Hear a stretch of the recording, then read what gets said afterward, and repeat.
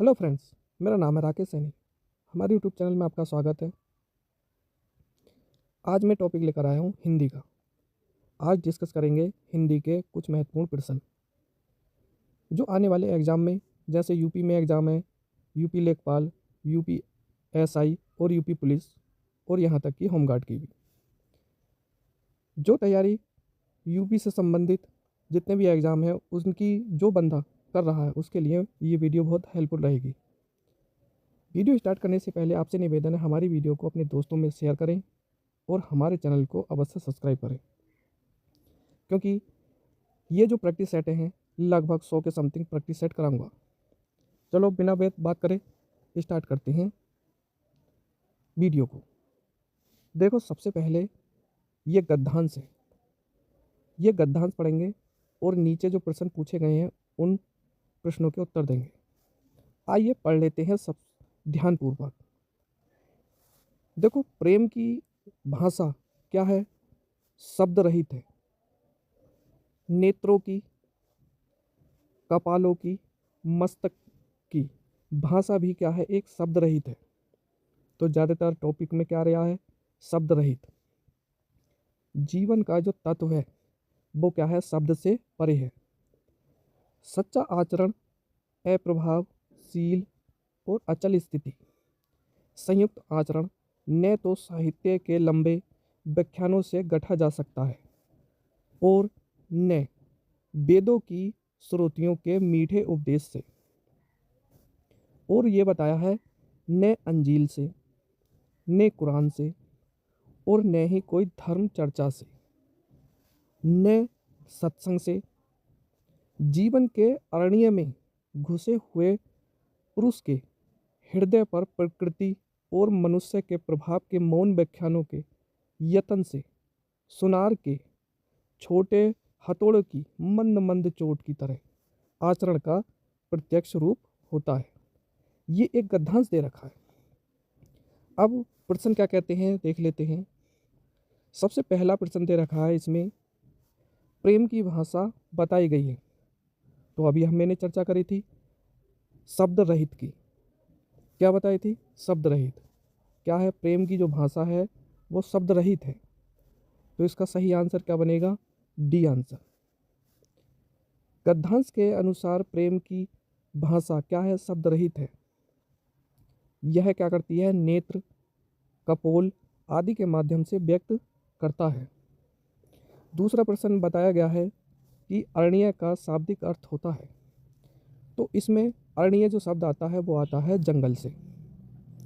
अब जंगल का जो शाब्दिक अर्थ और होते हैं वो कानन, विपिन और कांतर होते हैं। ये इसके शाब्दिक अर्थ है अरण्य के। तीसरे प्रश्न में ये बताया गया है कि यत्न से क्या आशय है। तो पहले ऑप्शन में भाषण, दूसरे में रतन और तीसरे में प्रयास और डी में है परिश्रम। तो इसका जो सही आंसर होगा सी, प्रयास होगा। क्योंकि यत्न से जो आशय होता है वो क्या होता है? वो होता है प्रयास ही। क्या होता है? प्रयास होता है। अगला प्रश्न है, गंधांश में किसकी महिमा का वर्णन किया गया है। तो ज़्यादातर जो बात चल रही थी वो किसकी चल रही थी? आचरण की चल रही थी। तो इसमें सही आंसर क्या बनेगा? पहला। गद्यांश में आचरण की महिमा का वर्णन है। गद्यांश के अनुसार सच्चा आचरण, प्रभावशील, अचल स्थिति तथा संयुक्त आचरण का इसमें वर्णन है। अगला प्रश्न है, गद्यांश का उपयुक्त शीर्षक क्या है। तो इसमें बात चल रही थी सच्चा आचरण की। तो इसका सही आंसर क्या बनेगा? सी आंसर बनेगा। आगे बात कर लेते हैं। ये तो गद्यांश से जितने क्वेश्चन पूछे गए थे वो डिस्कस कर लिए। अब बढ़ते हैं आगे। देखो, शासकीय पत्र के संदर्भ में कौन सा कथन गलत है? क्या बताना है आपको? गलत बताना है। तो चार ऑप्शन हैं। पत्र के सबसे ऊपर संख्या लिखते हैं, या पत्र के ऊपर तिथि लिखी जाती है, या पत्र के बाईं ओर सेवा में लिखा जाता है और संबोधन महोदय बाईं ओर लिखा जाता है। तो इसमें जो सही या कथन गलत मांग रहा है, कथन गलत मांग रहा, क्या मांग रहा है फ्रेंड्स? गलत। तो जो पत्र के ऊपर जो तिथि नहीं लिखी जाती, कहाँ लिखी जाती है, तो पत्र के नीचे लिखी जाती है, पत्र के जो बॉटम वाला हिस्सा होता है उस पर लिखी जाती है। यदि कोई पत्र सभी संबंध कार्यालय को प्रेषित किया जाता है तो उसे क्या कहते हैं, तो उसे फ्रेंड कहते हैं परिपत्र। क्या सही आंसर बनेगा इसका डी। यदि कोई पत्र सभी संबंध कार्यालय को प्रेषित किया जाता है यानी कि भेजा जाता है तो उसको कहा जाता है परिपत्र। अब अलग डिस्कस कर लेते हैं, जैसे ऑप्शन है व्यक्तिक पत्र। तो ये जो पत्र होता है मित्र, प्रेम, प्रेमिका, सखी आदि को प्रेषित यानी कि भेजा जाता है व्यक्तिक पत्र। और कार्यालय जो पत्र होता है ये होता है कि किसी कार्यालय में दिया गया आदेश पत्र कहलाता है। और अधिसूचना होती है कि ऐसी सूचना जो राजपत्र में क्या हो, प्रकाशित हो, उसे अधिसूचना के नाम से जानते हैं। अगला प्रश्न है कि निम्नलिखित में से दीर्घ स्वर कौन सा है। अब दीर्घ स्वर जो होते हैं वो उनको बोलने में ज़्यादा समय लगता है। अब इसमें ऑप्शन दे रखा है बड़ा आ, ओ, ए, ओ। तो दीर्घ स्वर जो होता है वो ए प्लस ए मिलकर बनता है यानी कि आ। तो इसका सही आंसर क्या बनेगा, ए आंसर बनेगा। अब इनको विस्तार पूर्वक पढ़ लेते हैं। देखो, मात्रा या आचरण के आधार पर स्वरों को कितने भागों में बांटा जाता है, तो 3 भागों में बांटा जाता है, ह्रस्व स्वर में, दीर्घ स्वर में और प्लुप्त स्वर में। अब ह्रस्व स्वर के अंतर्गत जो आते हैं वो आते हैं 4 स्वर। ह्रस्व स्वरों के उच्चारण में कम समय लगता है, बोलने में क्या कम समय लगता है ना, तो इसमें जो आते हैं वो ए, छोटी ई, ऊ और ऋण, ये 4 स्वर आते हैं ह्रस्व स्वर में। जबकि दीर्घ स्वर में बड़ा आ, बड़ी ई और बड़ा ऊ ये आते हैं। इनको उच्चारण में अगर बोलते हैं तो ह्रस्व स्वर से अधिक समय लगता है इनको बोलने में। प्लुप्त स्वर की बात करें तो दीर्घ स्वर से भी जो अधिक समय लगता है वो प्लुप्त स्वर में आते हैं। जैसे किसी को पुकारने के लिए या नाटक के संवाद में प्रस्तुत किया जाता है, जैसे ओम। ये तो 3 प्रकार के हो गए मात्रा के आधार पर। अब बात कर लें निम्नलिखित में से अंत्यस्थ व्यंजन कौन सा है। तो अंत्यस्थ जो व्यंजन होते हैं वो य, रे, ल, ब होते हैं। अब इसके अंदर एक ही ऑप्शन दे रखा है य का, तो इसका सही आंसर क्या बनेगा, डी आंसर बनेगा। अब बात कर लेते हैं, देखो अंत स्वर, अंत्यस्थ जो व्यंजन होते हैं वो य, रे, ल, ब होते हैं। संयुक्त व्यंजन की संख्या कितनी होती है, तो ये भी 4 होती है, 6 क्षत्रिय, 3 त्रिशूल और 11 ज्ञानी और श्री वाला श्रेय। अब 6 क्षत्रिय जो बना है वो कै, हलंत प्लस से मिलकर बना होता है। और त्रय जो बना हुआ होता है तय, हलंत, रे से बना। और ज्ञानी होता है जय, हलंत, हुए से। और जबकि श्री वाला जो श्रेय है वो से, हलंत, रे से मिलकर बना होता है। तो संयुक्त स्वरों की संख्या कितनी होती है, तो 4। अब ऊष्म व्यंजन वो होते हैं जो जिनको बोलने में ऊष्मा निकलती हो, जैसे से और है। तो इनकी संख्या भी कितनी होती है, तो 4 होती है।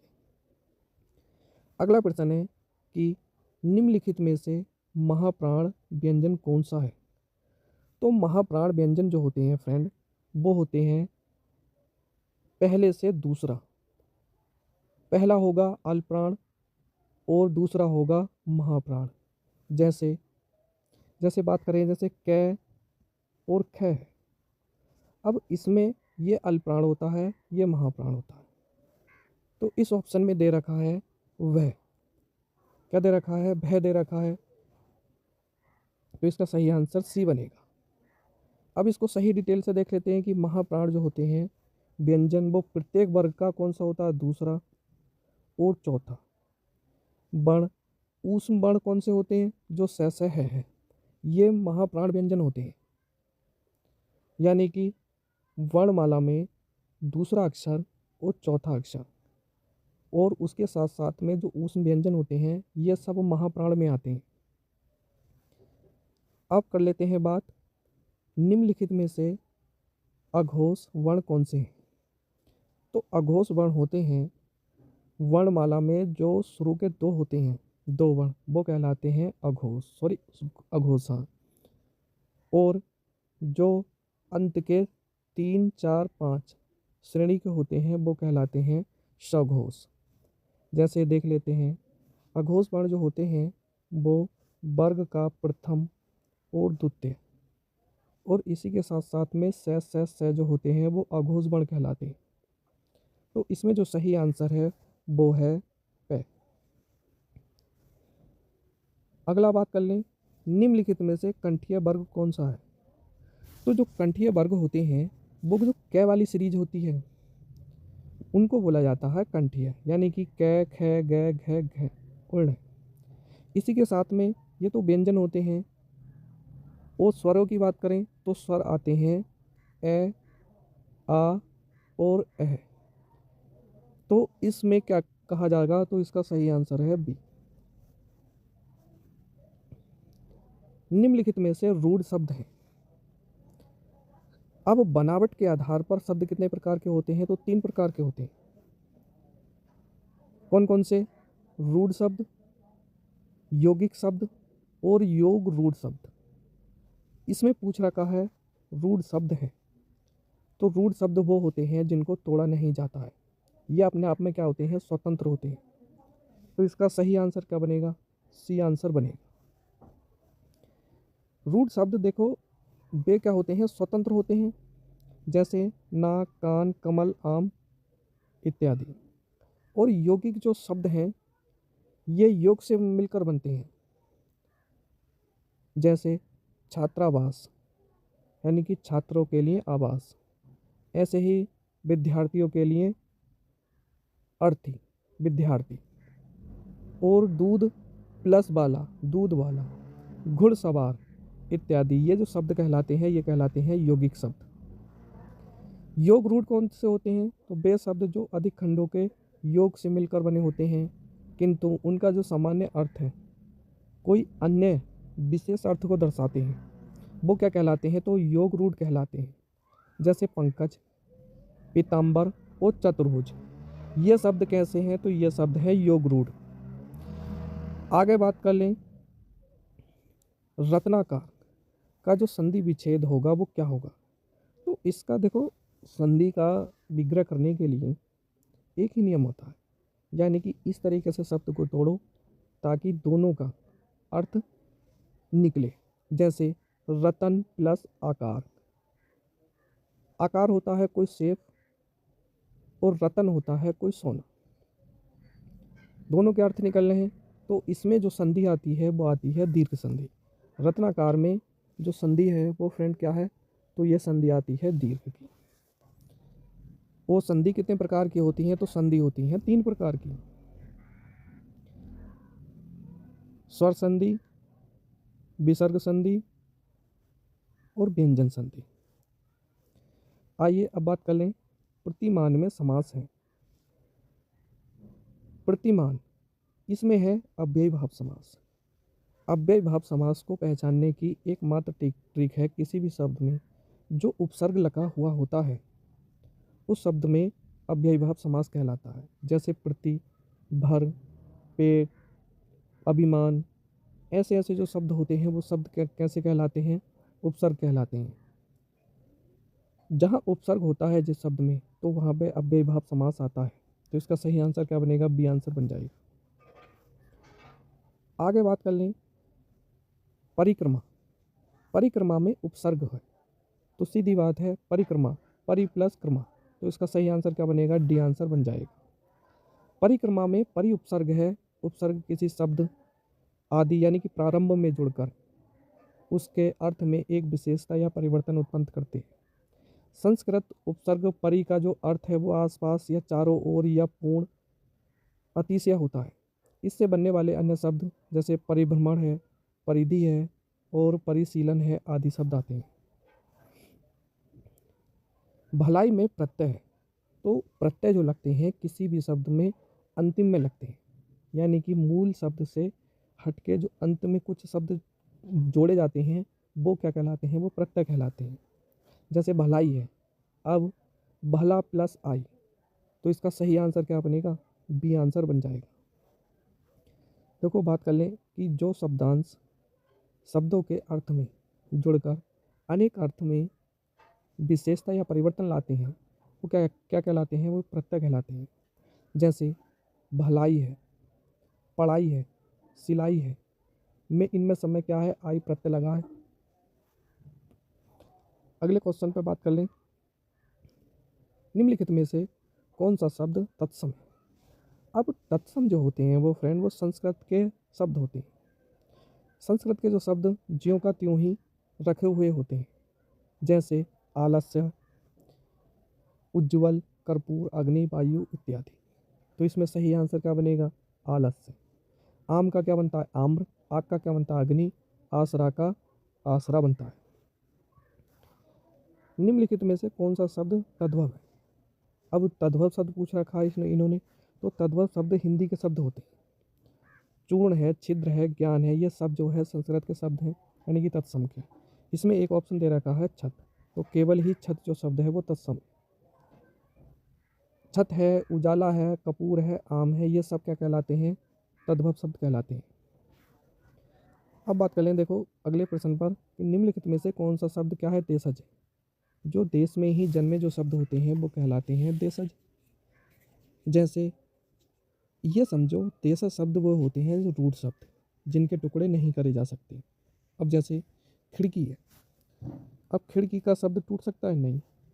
जब नहीं टूटेगा तो शब्द कौन सा हो जाएगा, सी, खिड़की शब्द हो जाएगा। ये देशज शब्द है। जैसे खिड़की है, खिचड़ी है, लोटा है, ठेठ है, पगड़ी है, ये शब्द कैसे कहलाते हैं, तो देशज शब्द कहलाते हैं। निम्नलिखित में से विदेशी शब्द कौन सा है। अब विदेश से जो शब्द लिए गए हैं, जैसे अमीर है, वो संस्कृत के जो अंग्रेजी के शब्द हैं वो शब्द विदेशी शब्द हैं। जैसे अमीर, ऑर्डर, लालटेन, हॉस्पिटल, अलमारी इत्यादि शब्द, ये क्या है, ये शब्द विदेशी शब्द हैं। निम्नलिखित में से संज्ञा शब्द है, तो संज्ञा की परिभाषा किसी भी वस्तु का नाम होना चाहिए, वो संज्ञा कहलाती है। अब संज्ञा की बात करें तो संज्ञा कितने प्रकार की होती है, तो संज्ञा होती है फ्रेंड 5 प्रकार की। पहले इसकी परिभाषा, यदि किसी वस्तु, प्राणी, स्थान, भाव आदि के नाम को ही क्या कहते हैं, संज्ञा कहते हैं। व्यक्तिवाचक संज्ञा होती है सबसे पहले नंबर पर, इसमें व्यक्तिवाचक में किसी का भी नाम आएगा। जातिवाचक में क्या आएगा, जाति को दर्शाएगा, जैसे नदी, पर्वत, देश, महासागर आदि। उसके बाद द्रव्यवाचक में सोना, चांदी, तेल, पानी, घी आएगा। और समूहवाचक में जो आता है वो टीम वर्क, आयोग, पुलिस, सेना, परिवार आता है। और भाववाचक में आता है जैसे मिठास, बुढ़ापा, नारित्व, भोलापन आदि, दया भी कह सकते हैं। तो संज्ञा कितने प्रकार की होती है, तो 5 होती है। ऐसे ही बात कर लें अब निम्नलिखित में से सर्वनाम क्या है, तो सर्वनाम होते हैं जो संज्ञा के स्थान पर प्रयुक्त होने वाले नाम क्या कहलाते हैं, सर्वनाम कहलाते हैं। यहाँ ऑप्शन दे रखा है कि दान, भजन, कुछ, पढ़ना। तो कुछ जो होती है वो अनिश्चयवाचक सर्वनाम है, तो संज्ञा के स्थान पर जो प्रयुक्त होते हैं वे शब्द कैसे कहलाते हैं, सर्वनाम कहलाते हैं। जैसे मैं, तुम, हम, वे, आप आदि। निम्नलिखित में से विशेषण शब्द है, बुढ़ापा, दौड़, क्रोध, शांत। तो विशेषण जो होता है वो होता है शांत। अब देखो संज्ञा या सर्वनाम की विशेषता बताने वाले शब्द को क्या कहा जाता है, विशेषण कहा जाता है। जिस संज्ञा या सर्वनाम की विशेषता बतलाई जाती है उसे क्या कहा जाता है, उसे विशेष्य कहा जाता है। जैसे नया, लाल, सच्चा, झूठा, शांत, लंबा, 8, 1, पहला, दुगना, तिगना, बहुत, थोड़ा इत्यादि, ये शब्द कैसे हैं, विशेषण शब्द हैं। तथा राम, श्याम, वह क्या है, ये विशेष्य शब्द कहलाते हैं। आगे बात कर लेते हैं फ्रेंड, निम्नलिखित में से प्रेरणार्थक क्रिया है। प्रेरणार्थक क्रिया जो होती है वो किसी दूसरे से काम कराया जाता है, प्रेरणार्थक। जैसे चलना, जगाना, पढ़ना, बदलना। तो इसमें जो है प्रेरणार्थक जो क्रिया कहलाती है वो है बदलना। देखो प्रेरणार्थक क्रिया जो होती है आकर्मक और सकर्मक दोनों क्रियाओं से बनती है। लाना, आना, बाना जोड़ने से जो प्रेरणार्थक क्रिया बनती है वो ऐसे शब्द बनते हैं जैसे जगना का जगाना, या जगवाना, या फिर उठना, उठाना, या उठवाना। ऐसे ही खाना, खिलाना या खिलवाना, ये शब्द कैसे हैं? प्रणनार्थक क्रिया हैं। आगे प्रश्न पर बात कर लेते हैं कि निम्नलिखित में से अव्यय शब्द हैं।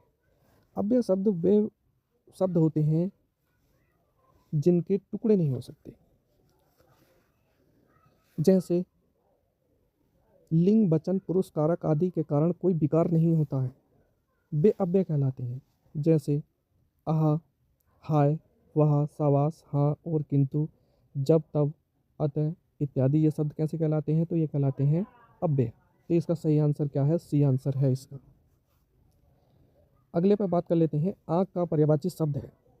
तो आँख का पर्यायवाची शब्द होता है लोचन। अब देख लेते हैं एक एक करके। देखो, आँख के जो शब्द अन्य पर्यायवाची शब्द हैं, जैसे लोचन है, चक्षु, नयन, दृग, नेत्र, अक्षि, ये आँख के पर्यायवाची शब्द हैं। पावक के जो आते हैं, अग्नि, अनल, पावक, धूम्रकेतु, जातदेव, हुतासन, वायु शाखा इत्यादि शब्द आते हैं ये। और बसन होते हैं, बसन का जो परिभाषित शब्द है वो कपड़ा, चीर, पट, अंबर, वस्त्र है। और प्रभा का चमक, ज्योति, दीप्ति, शोभा, छवि, आभा और कांति, ये शब्द प्रभा के पर्यायवाची शब्द हैं। आइए अब बात कर लेते हैं जड़। जड़ का जो विलोम शब्द होता है वो चेतन होता है। अब मूर्ख क्या? विद्यमान। जड़ का क्या है? चेतन। जल का थल, मूर्ख का क्या है? पंडित। तो इसका सही आंसर क्या बनेगा? चेतन। भविष्य में होने वाले के लिए एक शब्द है, यह निकार्ती शब्द है, तो इसको कहा जाता है भावी। तो इसका सही आंसर क्या बनेगा? ए। भविष्य में होने वाले के लिए क्या शब्द कहलाता है? तो ये भावी कहलाता है। अनिल, अनल शब्द युग्म का क्या है? सही अर्थ क्या होगा? तो अनिल जो कहा जाता है वो वायु को कहा जाता है, तो इसका सही आंसर क्या बनेगा? बी। और अनल जो कहा जाता है वो आग को कहा जाता है। आइए बात कर लें, अनिल हवा और अनल आग, और अग जो बोला जाता है वो सूर्य को बोला जाता है, और अग जो बोला जाता है वो पाप को बोला जाता है। अवधि, समय और ये वाली अवधि किसी देश की क्या होती है? एक भाषा होती है। अगले प्रश्न पर बात कर लें कि निम्नलिखित में से कौन सा शब्द अनेकार्थ है? यह शब्द कहलाता है अर्थ। अर्थ के कई सारे हैं, अर्थ को अनेक भी बोल सकते हैं। अर्थ का जो मतलब होता है वो धन भी होता है, मतलब भी होता है, अभिप्राय भी होता है और इंद्रिय वयस्क भी होता है। अर्क के सूर्य, इंद्र, स्फुटिक और एक मदार का पौधा भी होता है अर्क। निम्नलिखित में से वर्तनी की दृष्टि से शुद्ध शब्द कौन सा है? तो शुद्ध जो शब्द मानते हैं वो अदध है, यानी अध्ययन। तो इसका सही आंसर क्या है? सी आंसर है। अब अधिकार ऐसे नहीं लिखा जाता, अनुसरण ऐसे नहीं लिखा जाता, आगामी ऐसे नहीं लिखा जाता। तो अधिकार में छोटी ई की मात्रा लगता है तो अधिकार बोला जाता है। अनुसरण में स छोटा वाला बनता है, और आगामी नहीं होता, आगामी होता है। निम्नलिखित में से वर्तनी की दृष्टि से अशुद्ध शब्द है। अब इसमें सही दे रखे हैं 3 और एक गलत दे रखा है, तो इसका सही आंसर है सी। सी में देखो, ई से ऐतिहासिक नहीं बनता, ए से बनता है। अनुषंगिक सही लिखा है, आध्यात्मिक सही लिखा है और दायित्व भी ठीक लिखा है। तो इसका सही आंसर क्या बनेगा? सी। ऐतिहासिक देख लो फ्रेंड किस तरीके से है, ये है देखो। अगले प्रश्न पर बढ़ते हैं, निम्नलिखित में से कर्ता का परसर्ग है। तो परसर्ग जो यानी कि कारक पूछ रखे हैं, तो कर्ता ने शब्द यहाँ पर दे रखा है बी में, तो इसका सही आंसर क्या बनेगा? बी आंसर बनेगा।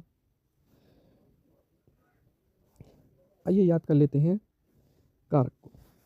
देखो, कर्ता ने कर्म को कर्ण से के द्वारा, अपादान से, हेतु, संप्रदान के लिए, संबंध का की के और रारी, अधिकरण में पर, संबोधन हे, हो, अरे, ए और रे, इस तरीके से ये प्रसर्ग बोले जाते हैं और याद करने का भी यही तरीका है। अगला प्रश्न है, देखो निम्नलिखित में से पुल्लिंग शब्द कौन सा है? पुल्लिंग शब्द, देखो प्रार्थना की गई, एक स्त्रीलिंग है। उसके बाद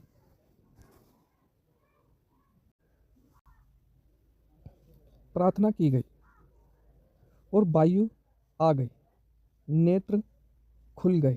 तो यहाँ पे जो पुल्लिंग शब्द में आ गया कि नेत्र क्या है, एक पुल्लिंग शब्द है, जबकि दया, प्रार्थना और वायु ये सब कैसे हैं, तो यह है स्त्रीलिंग। तो इसका सही आंसर क्या बनेगा, डी आंसर इसका बन जाएगा। अब है निम्नलिखित में से स्त्रीलिंग शब्द कौन सा है, तो क्या है, एक शोभा बढ़ाई गई। तो जब शोभा बढ़ाई गई तो इसका मतलब यहाँ पर क्या है, एक स्त्रीलिंग है। जबकि शस्त्र, पालन और नृत्य ये कैसे हैं, तो यह है पुल्लिंग शब्द।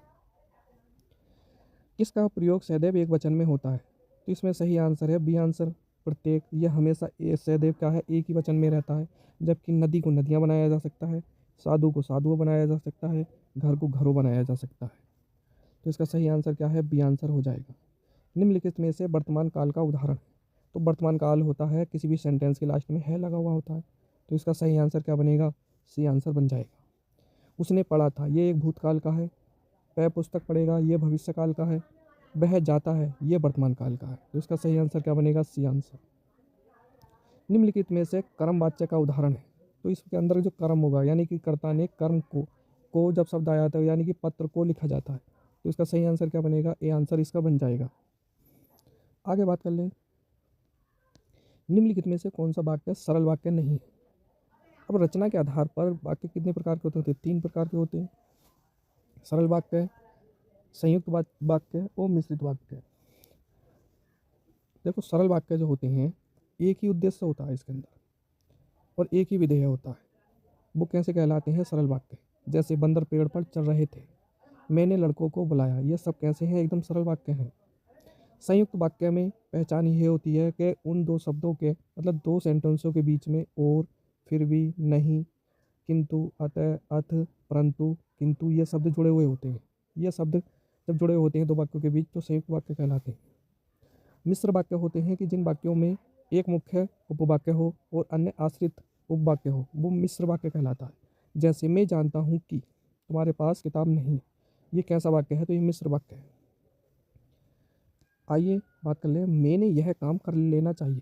वाक्य में अशुद्ध अंग है, तो ये होना चाहिए, तो मुझे यह काम कर लेना चाहिए। तो यहाँ पर मैंने जो शब्द है ये गलत है, तो इसका सही आंसर क्या है, मुझे, यानी कि मैंने गलत है, यहाँ होना चाहिए मुझे। अल्प विराम का चिन्ह, अल्प विराम। देखो अल्प विराम, इसका जो सही आंसर है बी। इनको देखो, सबसे पहले देखो, पूर्ण विराम ये होता है, अर्ध विराम ये होता है, अल्प विराम ये होता है और विस्मयादिबोधक वाला ये विराम ये होता है। मुहावरा है अंग अंग फूले न समाना। तो इसमें सही आंसर है बहुत आनंदित होना। आंख दिखाने का मतलब क्या होता है, तो गुस्सा दिखाना। अंगारों पर पैर रखना, ये जोखिम उठाना होता है। अंगारों पर देखो जोखिम उठाना है, यहाँ पर डी आंसर हो जाएगा। होनहार बिर होरहान सॉरी होनहार बिरमान के होत, चीकने पात, ये लोकोक्ति का अर्थ बताना। यानी कि ये बताया गया है कि होनहार व्यक्ति के गुण बचपन में ही दिखाई देते हैं। तो इसका सही आंसर क्या बनेगा, सी आंसर बन जाएगा। एक से बढ़कर दूसरे का अर्थ व्यक्त करने के लिए लोकोक्ति है। एक से बढ़कर एक, तो क्या है, शेर को सवा शेर। तो इसका सही आंसर क्या बनेगा, बी आंसर बन जाएगा। मूल पाठ का शब्दांश अनुवाद क्या कहलाता है, तो ये शब्दानुवाद कहलाता है। क्या कहलाता है कि मूल पाठ का जो शब्दांश है वो अनुवाद क्या कहलाता है, शब्दानुवाद कहलाता है।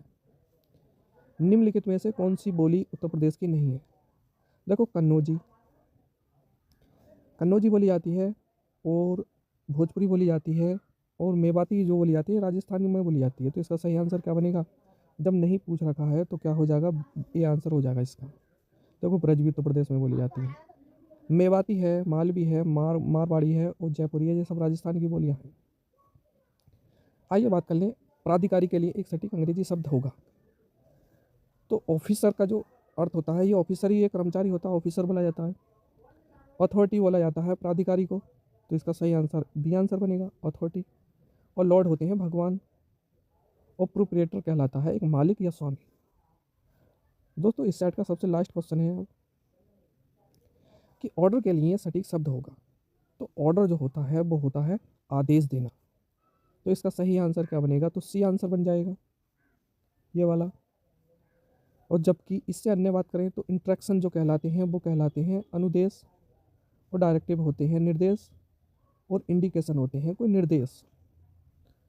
तो दोस्तों ये सेट मैंने आज कंप्लीट करा दिया है। दोस्तों जितने भी सेट मैं लेकर आऊँगा वो एग्ज़ाम में कहीं ना कहीं आए हुए होते हैं। आपसे निवेदन है, ये जो वीडियो है अपने दोस्तों में शेयर करें और ज़्यादा से ज़्यादा सब्सक्राइब करें। ऐसे ही और ज़बरदस्त सेट अगला लेकर आऊँगा। तब तक के लिए धन्यवाद।